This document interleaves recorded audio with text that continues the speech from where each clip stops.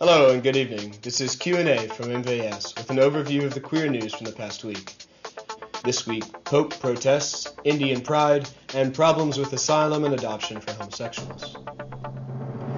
On Tuesday, an Australian court struck down a law that banned people from annoying participants of the World Youth Day festival in Sydney.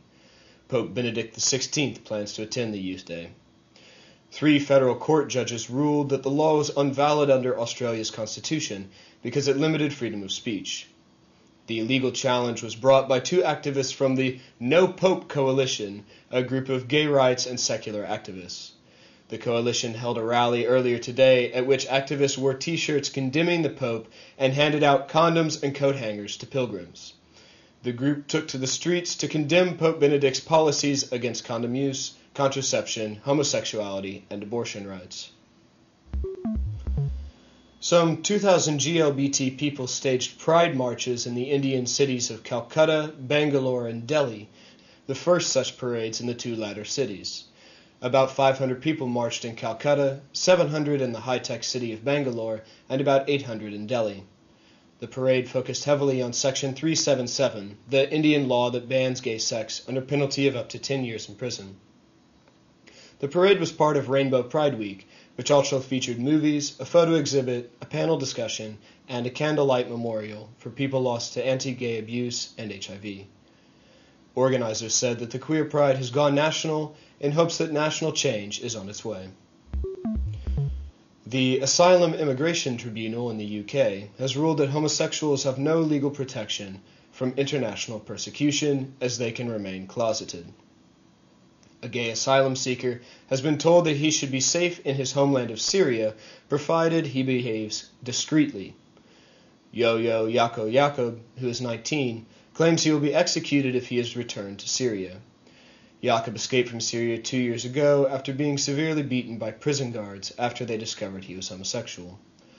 The ruling states, Syria criminalizes and represses homosexuality. Homosexuals have to modify their behavior and lifestyle accordingly. In what could be a precedent-making decision, the tribunal claims that case law does not allow gay people to seek legal protection in the UK from oppressive regimes. Members of the American Family Association will be going without their Happy Meals. They've called for a boycott of McDonald's.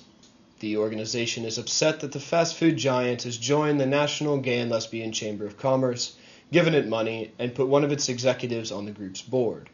The American Family Association says its nearly 3 million supporters don't want to spend money at establishments that actively promote the homosexual agenda, including homosexual marriage. Advocates for gay and lesbian families are denouncing American presidential candidate John McCain, an adoptive father himself, for opposing adoptions by gays. When asked about homosexual adoption, McCain replied, I think that we've proven that both parents are important in the success of a family, so no, I don't believe in gay adoption. Jody Huckabee, executive director of Parents, Families, and Friends of Lesbians and Gays, said McCain's comments were especially dismaying because more than 100,000 children are in foster care waiting to be adopted. An estimated 65,000 children have been adopted by gays and lesbians, according to advocacy groups. The American Academy of Pediatrics, the American Psychiatric Association, and the National Association of Social Workers, among other groups, have expressed support for gay adoptions. McCain's Democratic rival, Barack Obama, supports adoption rights for gays and lesbians. Minister Guusje ter Horst of the Dutch Office of Home Affairs has admitted that Dutch police were wrong in taking actions against homosexuals at a parking lot along the A58 motorway. This came in answer to questions from the SP. The police stalked out a parking lot Leikant with 10 plainclothes officers after complaints concerning nuisance and vandalism. The police then targeted gay cruisers.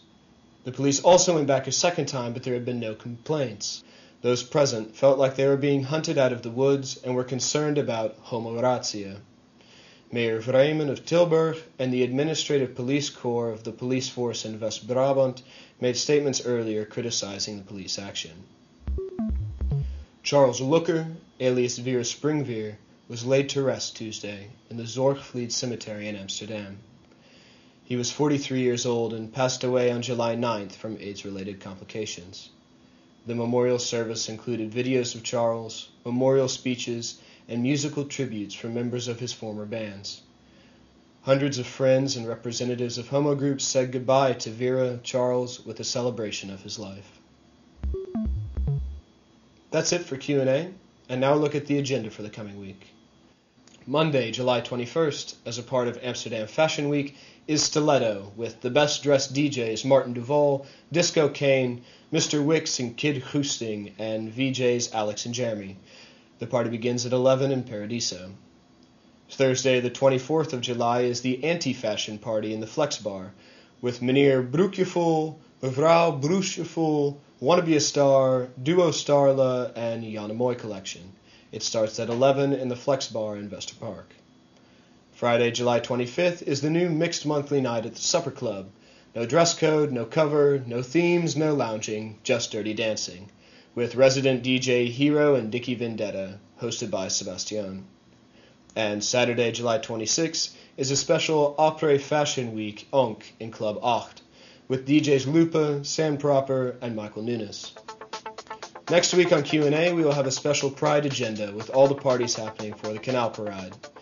Keep watching MVS for more programming about the Gewoon Anders exhibition.